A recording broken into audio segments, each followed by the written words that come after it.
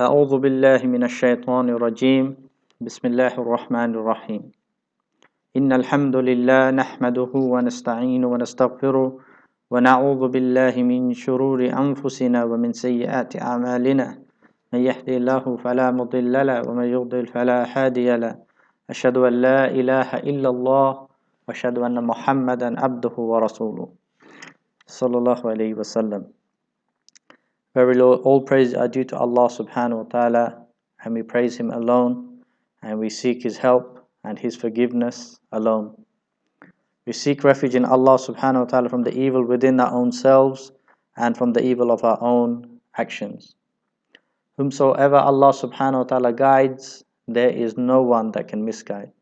And whomsoever Allah subhanahu wa ta'ala leaves to be misguided, there is no one that can guide. I testify none has the right to be worshipped, to be followed, to be obeyed, except Allah subhanahu wa ta'ala. And I testify that Allah subhanahu wa ta'ala, He is the only creator, and He is the only lawmaker, the only legislator. He is the only one that sends down the law of what is right and wrong, what is allowed, what is not allowed. And anyone who competes in Allah's legislation is committing shirk with Him. And the one who votes for someone to compete with Allah and His legislation is committing the shirk as well. I testify that Allah subhanahu wa ta'ala, He has no son or daughter, and He has never taken a son and daughter. And those who say otherwise, we testify that these people are liars and these people are kafir. And we testify that the Jews and Christians, they follow falsehood and they are kafir. And whomever calls them believers, we testify this person is kafir. And we testify that whoever allies with the kuffar to fight against the Muslims, he is a kafir like them. And we testify that whomsoever replaces the laws of Allah subhanahu wa ta'ala with his own laws that he has made, with his own man-made laws, we testify this person has committed kufr akbar, doing the istibdal. And we testify that it is falsehood, those who say that it is only kufr duna kufr. And we testify that interfaith is a belief of kufr, where you believe all the religions, all the deens are the same. Rather, Islam is the only haqq, and all other deens are falsehood. And the Muslim is superior, and there's no one higher than him. And I testify that whoever insults Abu Bakr as-Siddiq and Umar ibn al-Khattab and calls them kafir, we testify this person is the khabith and he is a kafir. Like those Alawis who worships Ali and those Shia Rafida, and we testify these people, they are kuffar and they are not our brothers. And we testify that democracy is a system of shirk, is a satanic system which violates the sanctity of Allah subhanahu wa ta'ala. And I also testify that Allah subhanahu wa ta'ala, He has hands, because we Ahlul Sunnah wal Jama'ah, we confirm the text. If Allah subhanahu wa ta'ala, He says He has hand, He has hand. And we don't interpret that to mean something else. Rather, we say it's not like our hands. We say bila kayf, without to say how. In the same way, we believe that Allah subhanahu wa ta'ala, in the last third of the night, He descends to the lowest heaven, without to say how. This is our beliefs, Ahlul Sunnah wal Jama'ah. We are people who confirm the text. And we testify that if someone commits kufr akbar in his sayings or by his limbs, and that has no prevention of takfir, we make takfir on this person and he is a kafir, and we do not ask what is in his heart. We testify that iman, it goes up with the good deeds and it goes down with the bad deeds, and is negated by the kufr and the shirk akbar. Amma ba'd. Obviously, few things there. First, just wanted to clarify our position and a little bit about our aqeedah. Today, my dear Muslims, my subject is the rejected conditions of Khilafah. And I specifically want to speak about this issue, the rejected conditions. Obviously, there are conditions which are binding to be a valid Khilafah, and this is already, there's a lot of information already out there. But today we are in this fitna where many people, they're invalidating the Khilafah that's been announced in Sham, the parts of Syria and Iraq, and many people are saying it's invalid. And they bring in many arguments which in their minds, they believe it is legitimate. And I just want to address some of those and see if there's really any basis, any evidence behind them. The first thing I want to say, my dear Muslims, firstly, I want to look at this from like a third person angle. Someone looking at it from where there are like a discussion taking place between two people, and we are observing from as a third person.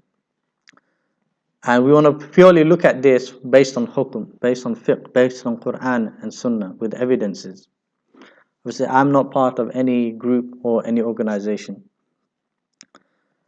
Now, the first thing I want to say is in regards to what is valid and invalid. Who decides this? In regards to what is haram, what is halal? Who actually decides this? Who decides what is halal and haram? Who decides what is legal and what is illegal? Who decides what is harmful, what is not harmful? As Muslims, we believe is Allah subhanahu wa ta'ala and His Messenger. Allah and His Messenger in the Quran and the Sunnah. This is what we call in the West here, is called the yardstick by which we measure things. So, for example, and before I go on, what we believe as Ahlul Sunnah wal Jama'ah, inshallah, is that we take the Quran and the Sunnah together as wahi, as revelation. Because there are some deviant groups like the Ash'ari and the Maturidi, they say Quran first and then Sunnah second as evidence. But we take Quran and Sunnah together. And one of the evidence for this is in Surah An-Najm, Surah 53, verses 3 and 4. Allah subhanahu wa ta'ala says, A'udhu billahi minash shaitanir rajim. وَمَا يَنْثِقُ عَنِ الْهَوَى إِنْ هُوَ إِلَّا وَحْيٌ يُوحَى. That he does not speak of his own desires, talking about the Prophet sallallahu alaihi wasallam, but whatever he speaks, it is revelation.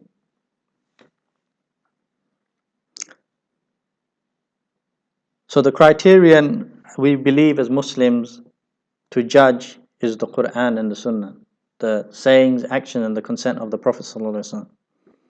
So that's why, for example, if we say idol worship, what do we say as idol worship? Is it legal or illegal? We say it's illegal because Allah subhanahu wa ta'ala forbade it. But for example, here in the West, where they don't judge by Quran and Sunnah, they judge by their own man-made laws, and under the British law, you can worship an idol if you like. You can worship pretty much anything you like. So in their law, under their criterion, it is something legal because they judge by something else. In the same way, if I give you another example, alcohol. What is Allah subhanahu wa ta'ala, what does the Quran and Sunnah say about alcohol? It says it is illegal. It's illegal to sell it, to make it, many other things. But here, in Darul Kufr, under the British man-made laws, it is legal. Complete opposite. You look at other stuff.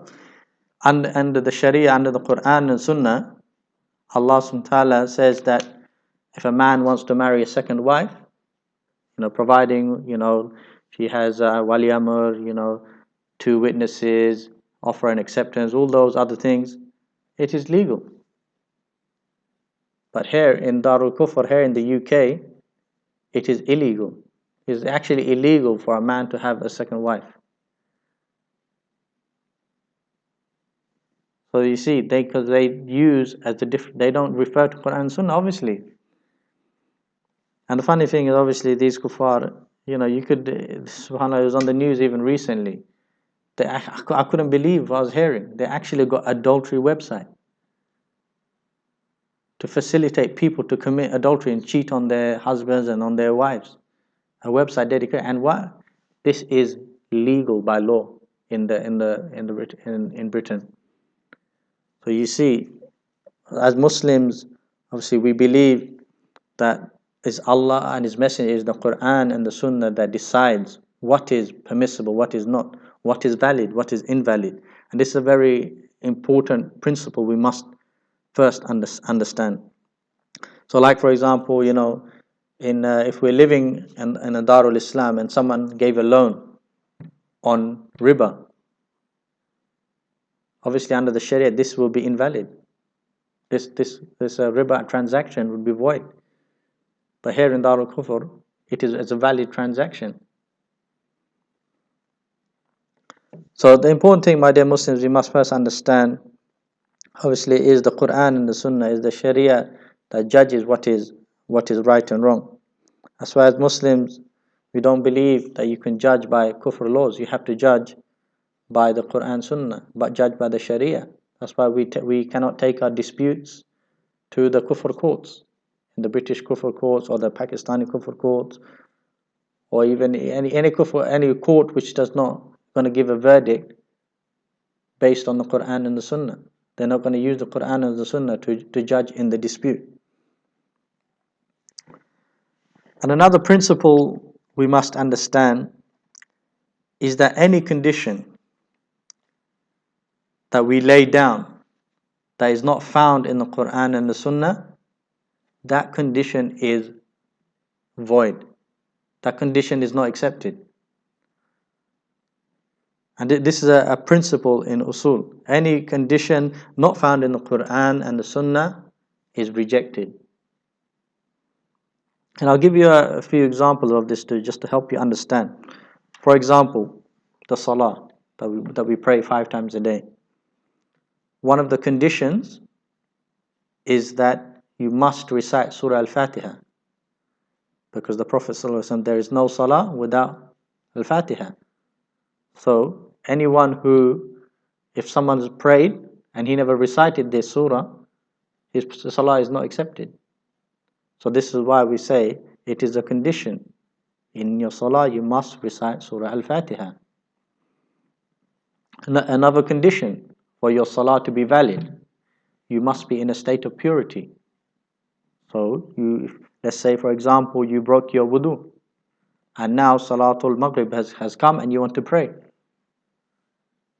You must make wudu, because it is a condition for your salah to be accepted. And we have evidence for this. And we all know this is basic ABC Islam. Now for example, let's say we say, brother, I ask you there, mashallah, the young brother there, you prayed Salatul Asr today, yeah? Of course. Were you wearing a white thobe? Then your salah is not accepted. See? But this condition that I've now put down, that you must wear a white thobe for your salah to be accepted, there's no evidence for this. So the condition that I've laid down now is invalid, you see. So I can't, because there's no evidence from the Quran and Sunnah to say you must wear a white thobe if you're praying salah.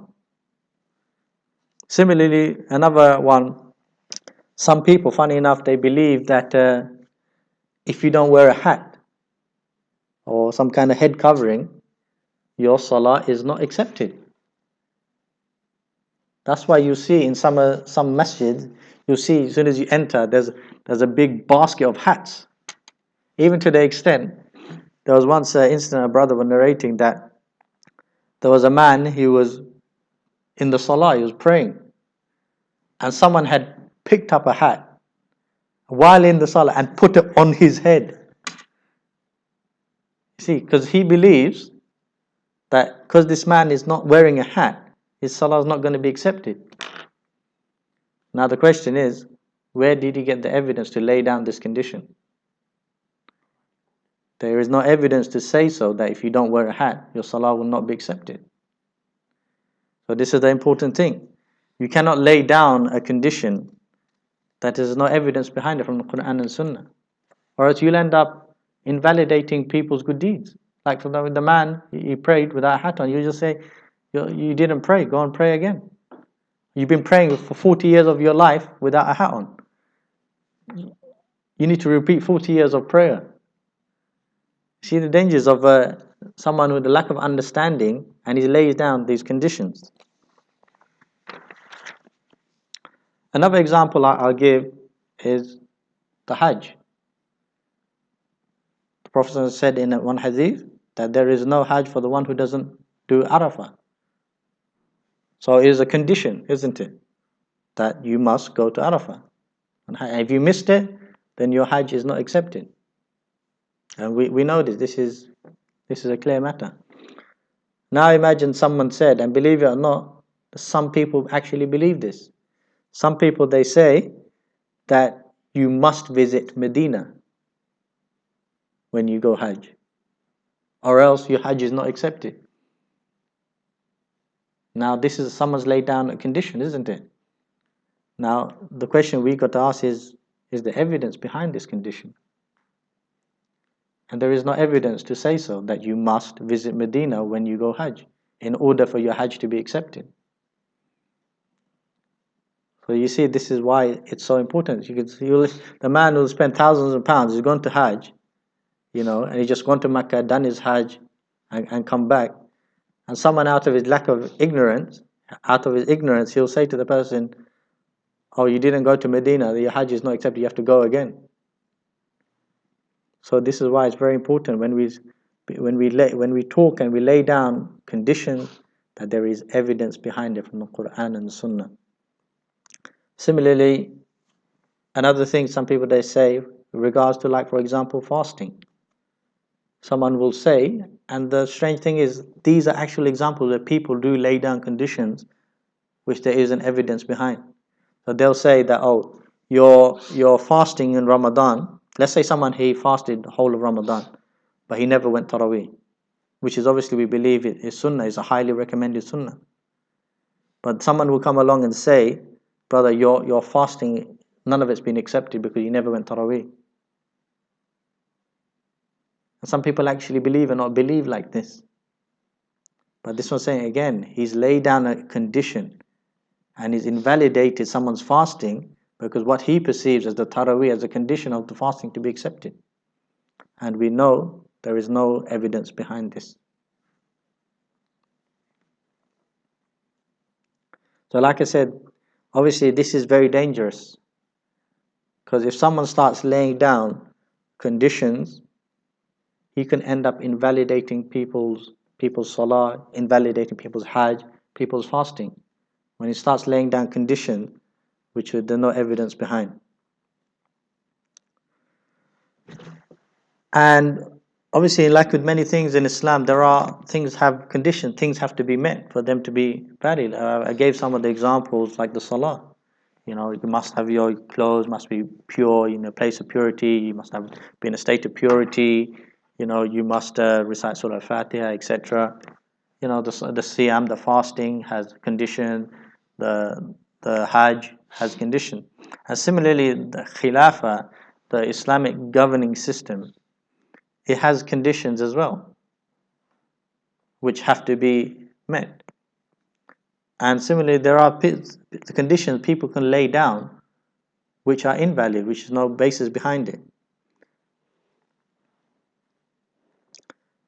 And that's why there were people, even before the current Khilafah that's been announced, people before that even claimed Khilafah.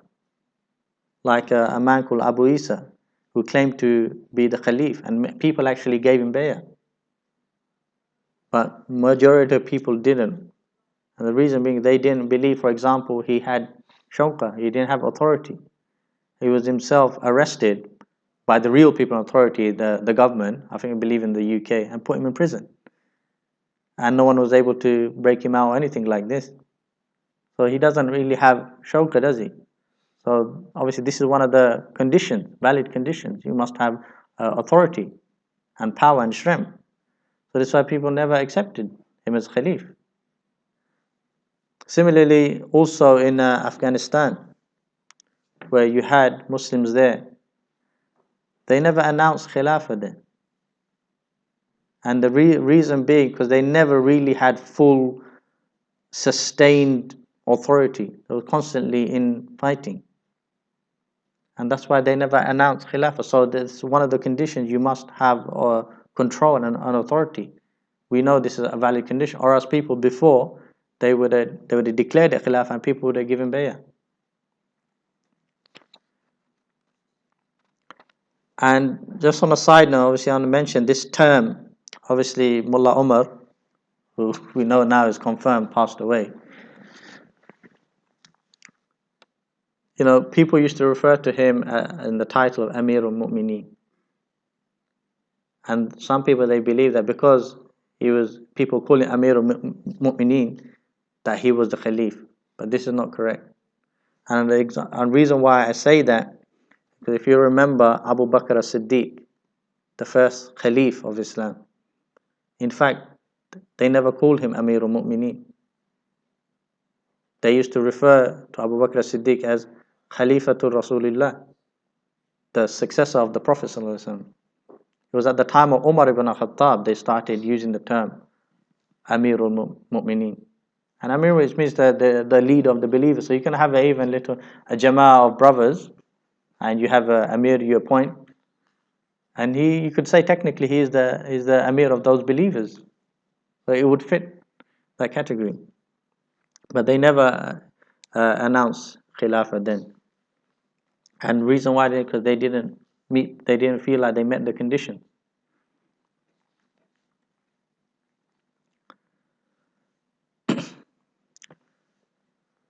Obviously, my dear Muslims, today we have a problem.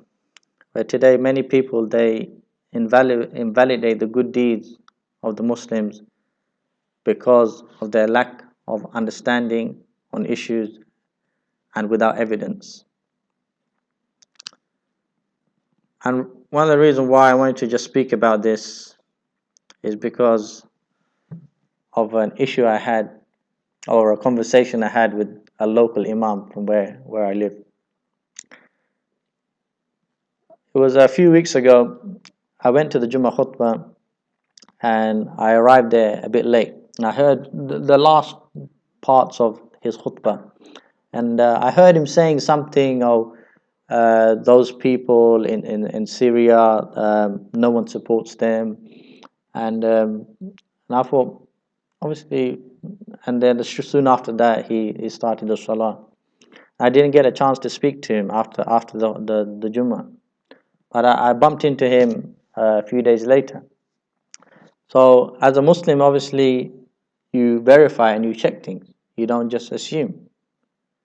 So when I addressed him, I said, look, I came to the Jummah and I came a bit late. I didn't hear the whole khutbah.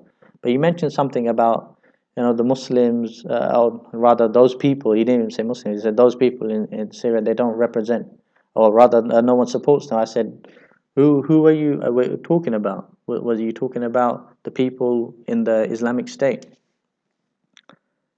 And subhanallah, so then, he said yes.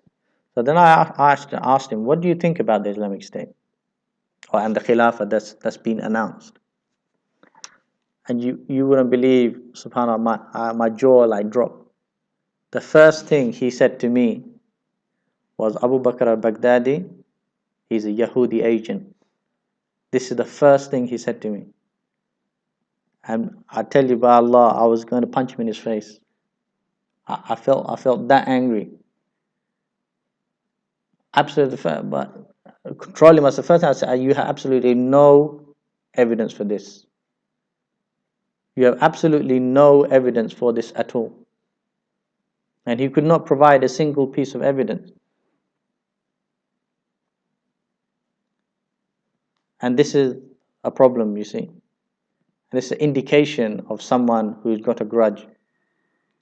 Because he already has some issue with that person. He hates that person for whatever reason. Obviously, to accuse someone of being an agent for the kuffar is something serious. You're accusing them of tawalli, of kufr akbar. You're essentially making takfir on them. This is a serious matter.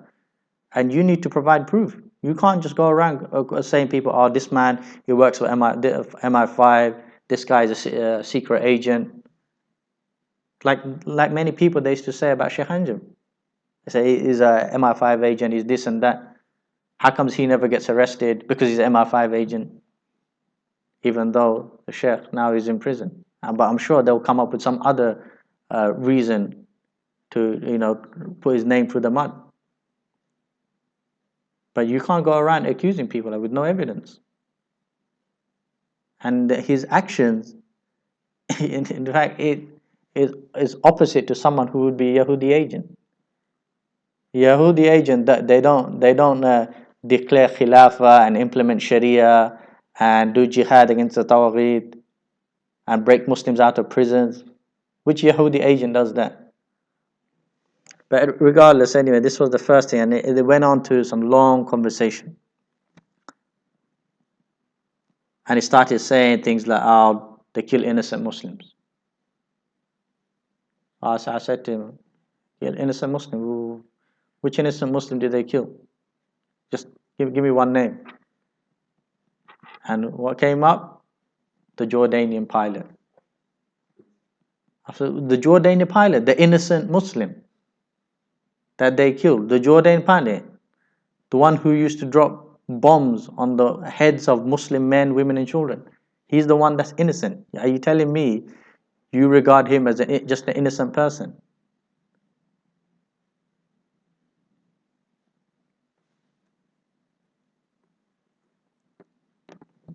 First of all, he was shot out of the sky because he went to drop bombs on the Muslims, and they captured him. I said to him, what are you talking about? How can you call him innocent? He's the one dropping bombs on the Muslims. I told him he weren't dropping sweets. You regard him as just innocent, as if like Dawla, they just just went into a Jordan and just captured any guy there they just found.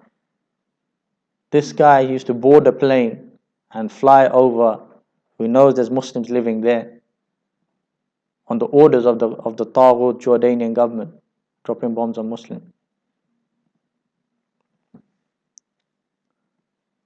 And obviously then it went on to a debate. Obviously this could go on about the Jordan and about Qisas.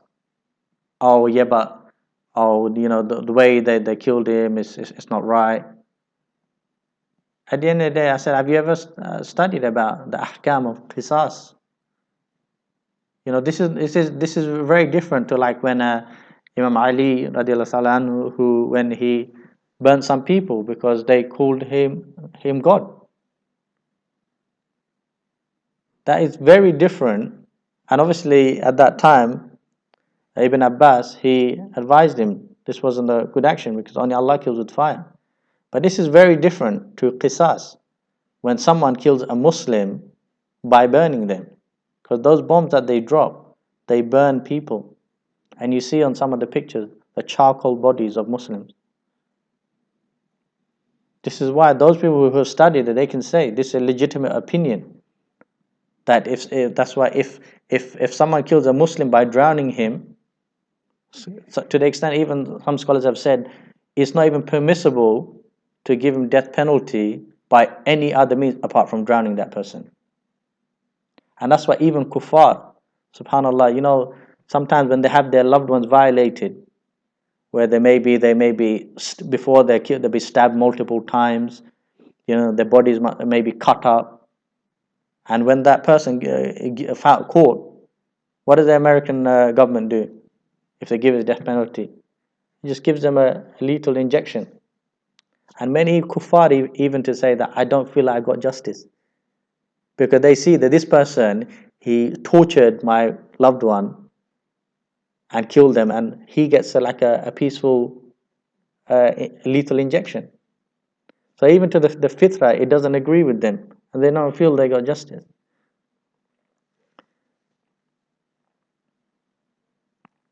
And he started obviously saying many things, I was saying that it can't be because there's no jihad today.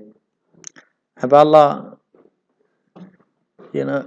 obviously bringing evidence for everything refute him. And one of the evidence for this, and people used to say that in the past, there is no jihad anywhere in the world today.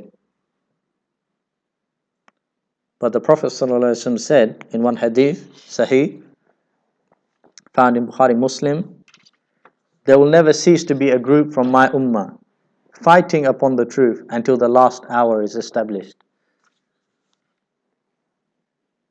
And in a narration of Bukhari, he said, they will not be harmed by those who oppose them or abandon them.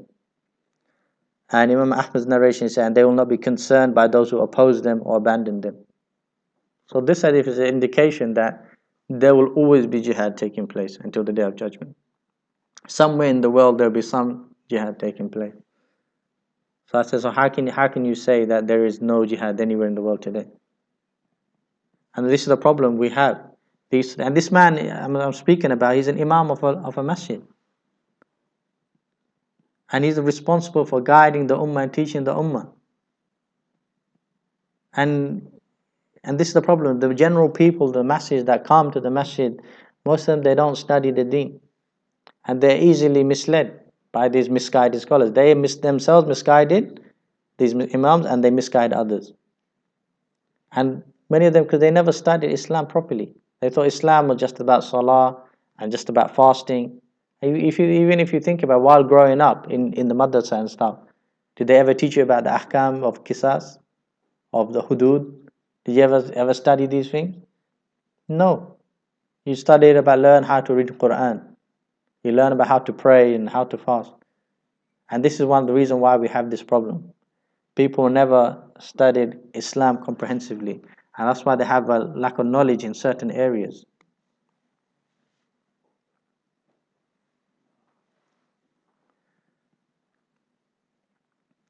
And like I said, over this conversation, it sounds like this person is a classic indication of a person who's got a grudge. And this is what happens, my dear Muslims. When you have a grudge against a people, against a person, what will happen? One of the things that happens, you stop giving people the benefit of the doubt. So if someone accuses them of something, rather than thinking, especially Muslim, rather than thinking, okay, maybe it's not true, is there proof? Or immediately in their mind, they're hoping that it's true. They're hoping that news that someone has brought to them about that person of committing such and such sin, they're hoping it's true. Why? Because they already have a grudge against them. They already have some hatred towards them, have some issue with them. Another problem with having this grudge is that it will cause you to reject the truth when it comes to you. Someone will bring you the truth, evidence from Quran and Sunnah. But because you don't like that person, you say, no, it's not haqq. Even though the person has come with evidence. And this is the dangers of having grudges. That's why as Muslims we should not have these grudges. And we should be very careful. And obviously there's many other things or problems with the grudges. That could be a topic on its own. And this similar problem happened before. Why do I say this? It reminds me of the grudge of the Yahud. The Yahud, they had this grudge against the Arabs. This racist grudge. They used to look down upon them for many, many years. What happened? What did that grudge cause? When a Nabi came, the Prophet that the Yahud, the Jews, they were waiting for. Even to the extent Allah subhanahu wa ta'ala mentions that they recognized him like they recognized their own sons. Imagine that if you had a room of 1,000 children, I guarantee you'd pick out your own son. They recognize like that. They knew, to the extent they knew he was the Prophet. But why didn't they accept? Because they had a grudge that he wasn't from the Jews. And because of that grudge, they didn't accept him as a Prophet. And this is the similar problem that many people, because they have a grudge against the people there who have announced the Khilafah, they'll reject it. Even though they know from the signs of the conditions of the Khilafah that is valid.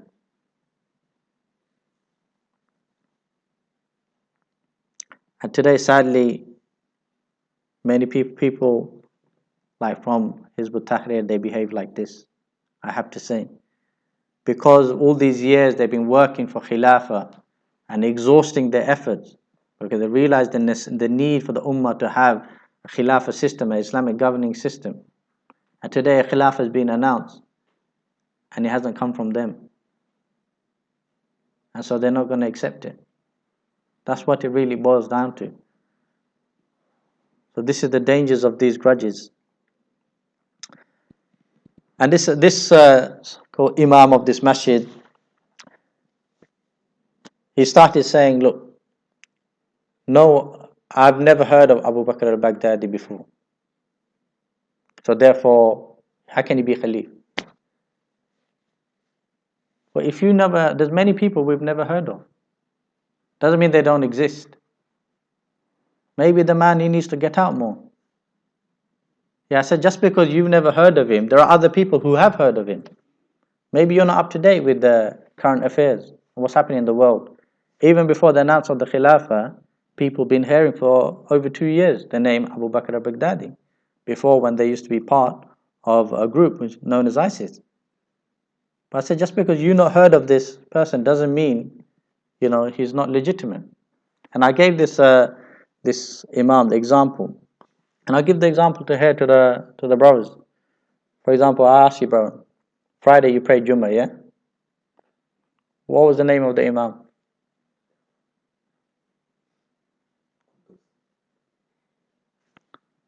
You prayed behind an Imam and you don't even know his name.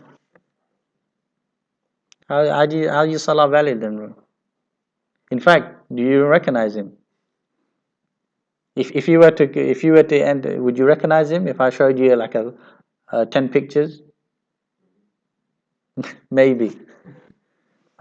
This is what I'm saying. And I said to this Imam, I said, how many times, bro? We asked the brothers, how many times we walked into a masjid? Maybe we've gone to a new area we've never been before, and we see everybody lining up in rows, and there's someone at the front and he's leading Salah. We go and we join the congregation and we pray. We don't know who the Imam is at the front. We don't know his name. We've probably never seen him before.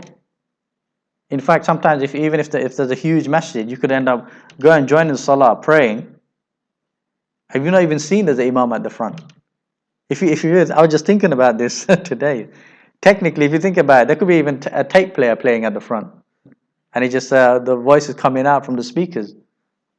Someone just pre-recorded a Jummah, all the takbir and. But it's the thing, even though we go into a masjid and we don't even know the Imam, we never met in our life, but our Salah is valid, even though we've never met him. So this is what I'm saying. So when you start saying things like, well, I don't know his name, I've never heard of his name, I don't know who he is, you're starting to, again, like I said, you're starting to lay down conditions which there is no evidence from the Quran and the Sunnah. I'll give you some more examples of this. For example, Abdul Malik ibn Marwan. Who's heard of him? Have you heard of him? No. Have you heard of him, bro? No. Have you heard of him? No. Bro, have you heard of Abdul Malik ibn Marwan? So there are some brothers here who've not heard of him. And he was one of the Khalifs of the past.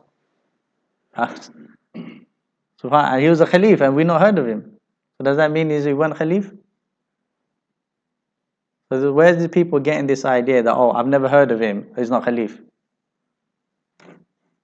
Never the Khalifs of the past, Ma'mun, Musta'sim, some of them we heard of.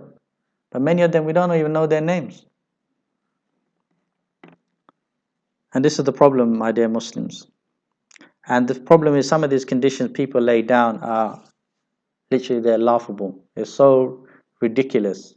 You just have to laugh. For example, I met one guy, he was from Hizb ut-Tahrir. And you know what he said to me in the early days when the Khilafah was announced? He said, Abu Bakr al-Baghdadi, he announced Khilafah 5 times before. Wallahi, this is what he said. And I've never heard anyone else come out with this statement. He was the only one. And I said to him, bro, you're the first one I've ever heard to say this, that he announced Khilafah 5 times before. I said, so where do you get this from? This is the thing, there is no evidence behind it. And people coming out these wild accusations. Now, just to go through, obviously, just some of the things that people, issues people bring up to, or reason why they feel that the Khilafah that's announced, why they feel it's not valid. Another one, some people, they say that they don't have security and control. And again, I've heard this from people from Hizb ut-Tahrir. And one of the conditions, yes, it's true, you have to have security and control. The authority has to be in your hands. And this is why, even though in some parts of Syria and Iraq, they had control for over 2 years, but they never announced Khilafah until they waited. Because people will say, oh look, you just took control yesterday and already you're saying you're now in control. Some of these areas for over 2 years, over 3 years now, the Muslims, those Muslims have been in control with, and the kuffar have not been able to take the authority off them in those areas. And obviously don't get this confused with in the borders, because the state is ever expanding. There'll always be ribat and stuff taking place on the edges.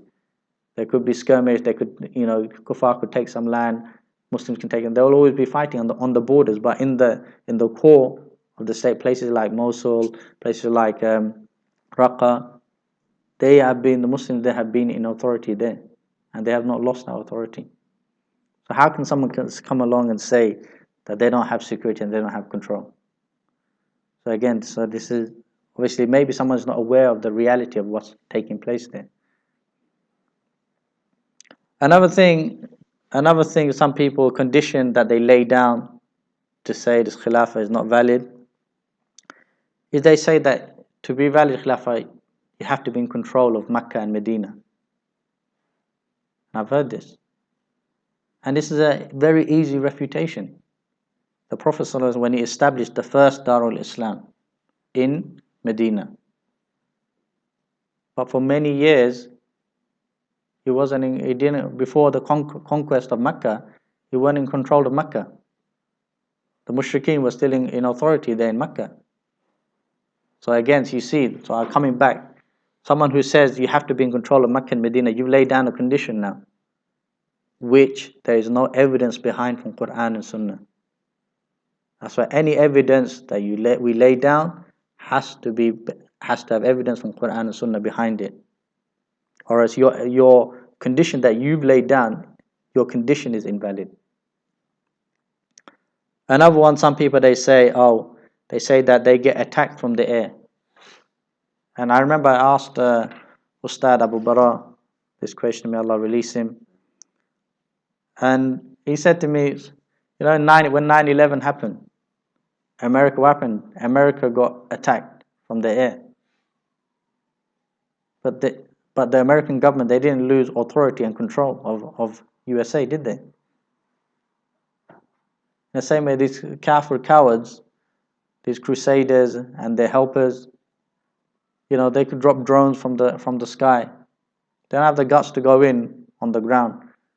But it's not. If you're saying, they don't have air defense, you now lay down a condition and there's no evidence behind it.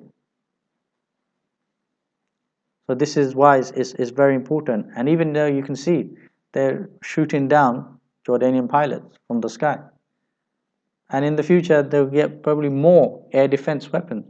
But this is not a condition that they have to protect all the Muslims from any attack from the sky.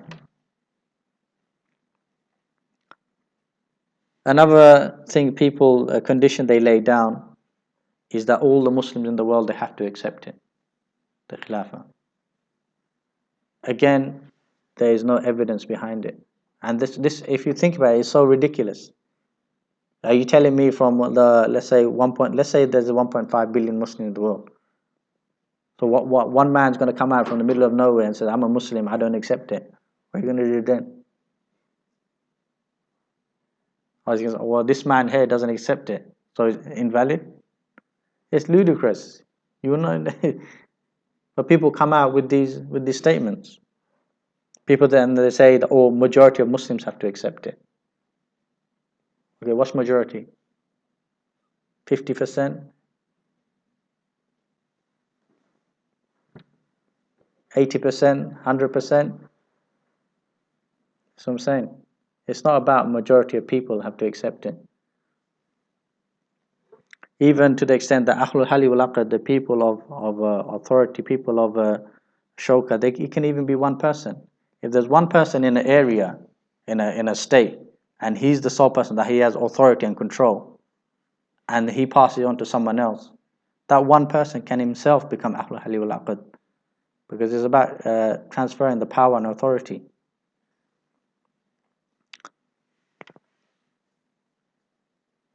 Another thing they say,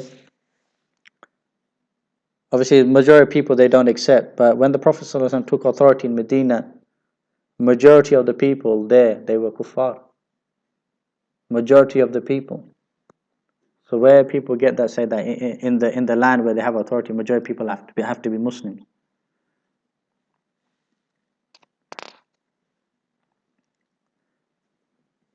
Another thing a condition that people lay down is which scholars support. Which scholars said it is valid. This condition that you laid down is not a condition. That what you think is a condition. And this argument, even Al-Barahinis never even entertained this question, because it's not about how many scholars they support it. And they have scholars amongst themselves. Why we give them names? If I tell you, oh, so and so scholar he supports it, most likely you turn around and say, yeah, I don't know who he is. I've never heard of him. But just because you've not heard of him does not mean his scholar is not alim. But it's not a condition that there has to be, a big group of scholars here, or this particular scholar that I follow, he says it's valid, then it's valid. Because it's about Ahlul Hali wal Aqd. It's not necessarily they mean they have to be scholars, but people who have authority and control. And I'll give you an example of this. Imagine I said there's a scholar, Abdullah Jafuri. He's a great alim, and he accepts that Khilafah is valid. Well, what do you say about that? You'll say, most likely you'll tell me, well, I don't know who this, I've never heard of him.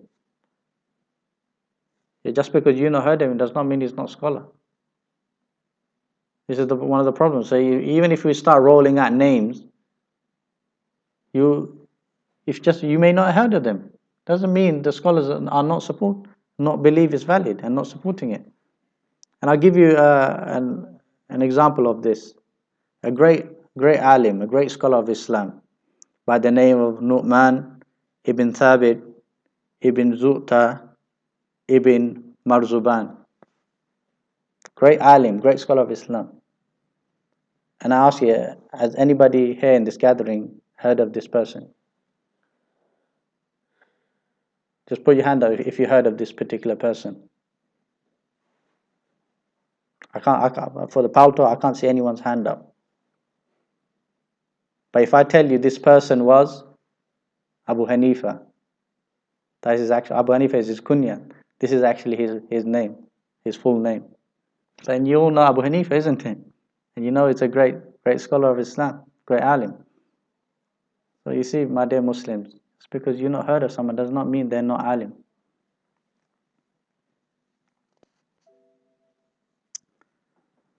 Obviously, there are a few more points, inshallah, if you bear me, because Salatul Maghrib time in London, in the UK. I'll just quickly go through a few more points, inshallah.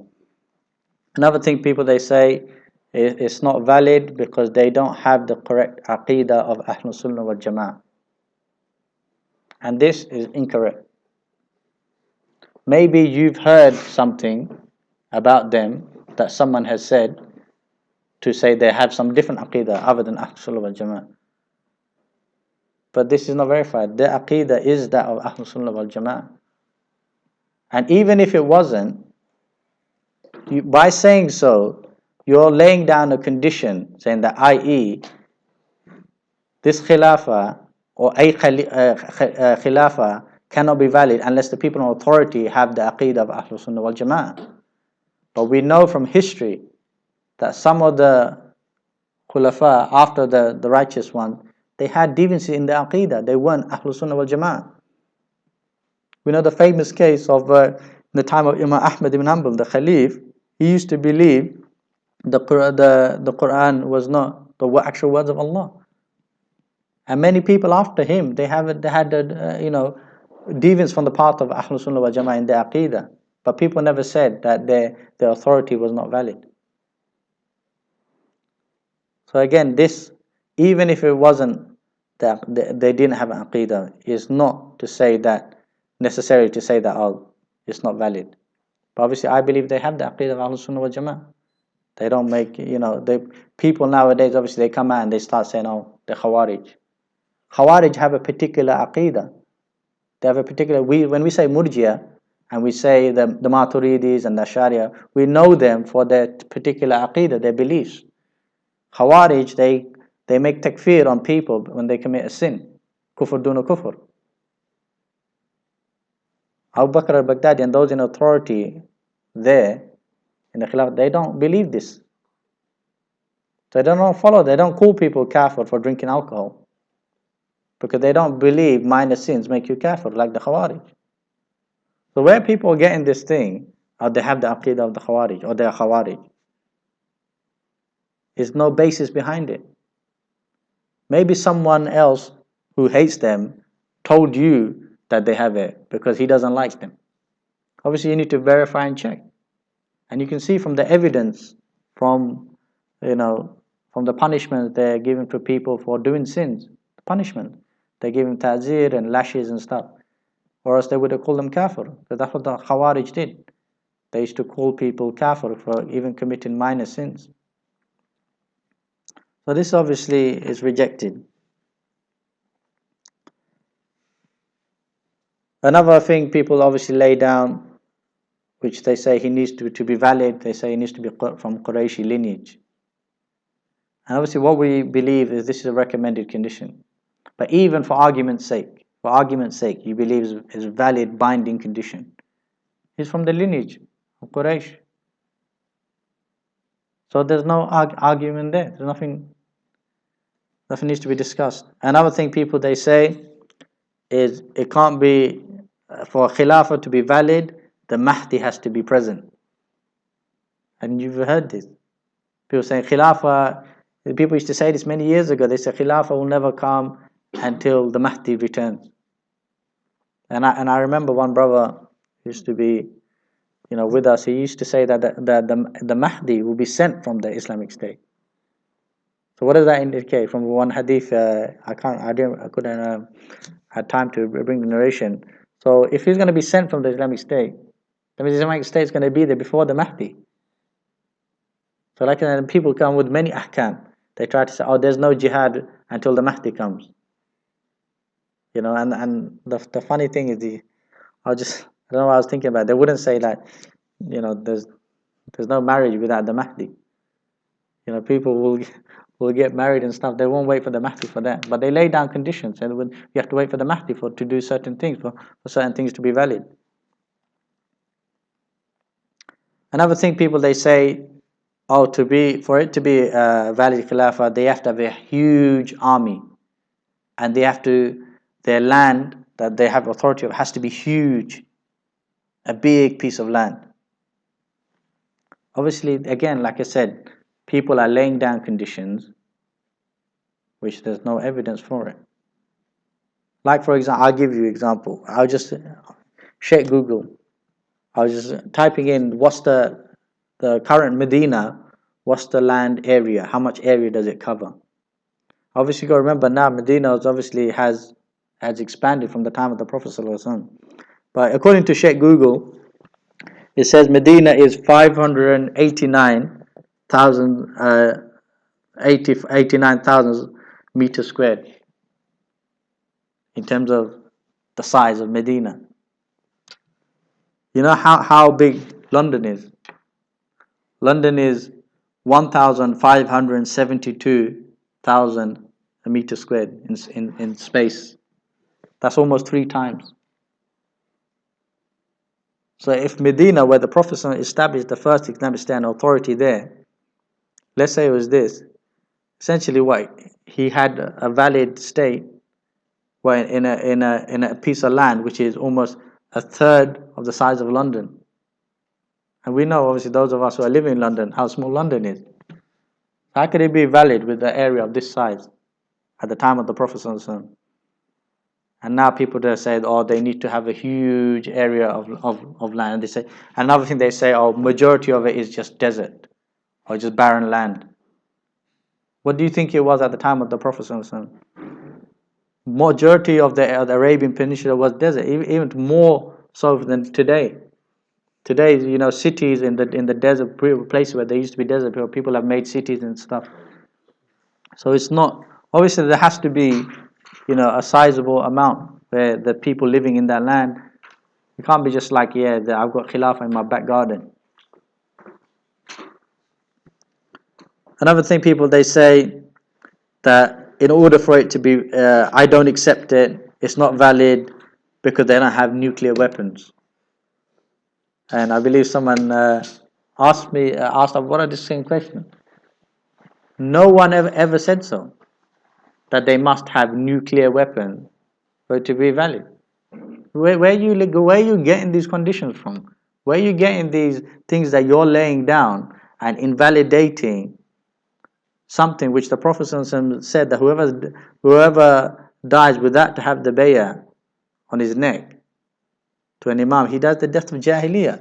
All of this implementing the Sharia and everything, you're going to throw all out the water because they don't have nuclear weapons. Because I don't know where you got this thing from that someone told you that it can't be valid because they don't have weapons of mass destruction, basically. You like nuclear weapons. So come on, seriously, there's no evidence behind this from the Quran and Sunnah to lay down this condition. Another thing they say they have to have the ability to protect all the Muslims. So they say, oh look, there's Muslims getting massacred in Burma and the Khalifa is not able to protect them. Or there's Muslims being massacred, being killed in Central African Republic and the Khalifa is not able to protect them. But there were Muslims who were living outside of Darul Islam at the time of the Prophet ﷺ, and he was not able to protect them. But he didn't invalidate his authority in Medina, did it? So this is what I'm saying, people are laying down this condition. And those people obviously if someone's being violated outside of Darul Islam, what do you expect? In Darul Kufr, when the kafir is in authority, they will violate you and dishonor you and torture you. That's why the Muslims, they made hijrah to Darul Islam, where the Muslims are in security and the Muslims are protecting and taking care of the Muslims and not oppressing them. Another thing, my brother messaged me today and said, how can they establish Khilafah during war? Again, you lay down a condition. Where's your evidence behind it? There was war taking place before the announcement of the Khilafah. During the 2 years or 3 years of the Khilafah, there's still war taking place. And after that, there will always be war taking place. The jihad will always be taking place. The state, one of the policy of the state is ever expanding. There always has to be conquering taking place. Where you get this condition from, it can't be established during a war, during a fighting taking place. Like I said, the fact it's not invalid, is your condition that you've laid down is invalid. And the final thing I just want to say, because we are late for Salatul Maghrib, inshallah. Some people, they say, look, they didn't liberate Palestine, so how can it be valid? To say that part of the Khilafah, Palestine has to be inside it. That's essentially what they're saying. But at the time of the Prophet ﷺ, when he established the first Islam, even at the time of Abu Bakr, Palestine was not conquered then. It weren't part of the Khilafah, the Islamic State and the Khilafah. It was later when Umar bin Khattab and he conquered those regions. And the problem we have, people now say, they say, look, why isn't he sending army to help the Muslims in Palestine? The problem is, before he can get there, you've got munafiqeen stabbing them in their back, munafiqeen waiting to shoot them in their back. You've got those apostate regimes of Jordan, of Lebanon. They have to get past them first to get to Palestine. And this is the problem we have. Obviously, my dear Muslims, you've heard some of the conditions here that people are laying down. And the general principle I want you to understand, and this applies to all acts of worship and stuff in Islam. You can't lay down conditions which is no evidence from Quran and Sunnah, or you will end up invalidating all kinds of stuff. If you start saying, "Oh, your salah is not accepted if you don't wear a hat," you just invalidate the guy's maybe salah his whole life. If it's saying, "Oh, your Ramadan that you just did is invalid because you never prayed Taraweeh," your Hajj is invalid because you never went to Medina when you did Hajj, and you invalidate people's good deeds, and you invalidate and destroy all these rulings of Islam because of your invalid condition.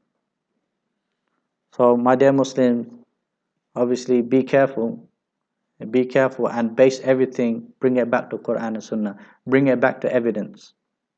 The haqq is not known by the person. The haqq is known by evidences. If you know the haqq, you know the person. And when someone's on the haqq, you'll know if you know the evidences. That's why I encourage all the Muslims to study, to comprehensively study about Khilafah, study about its conditions, what invalidates it, and all these things. And inshallah, the more you study and more you seek knowledge and you ask, the more you'll come out of this ignorance and you stop laying down conditions which has no evidence from Quran and Sunnah. I hope you have benefited, inshallah. Jazakallah khair.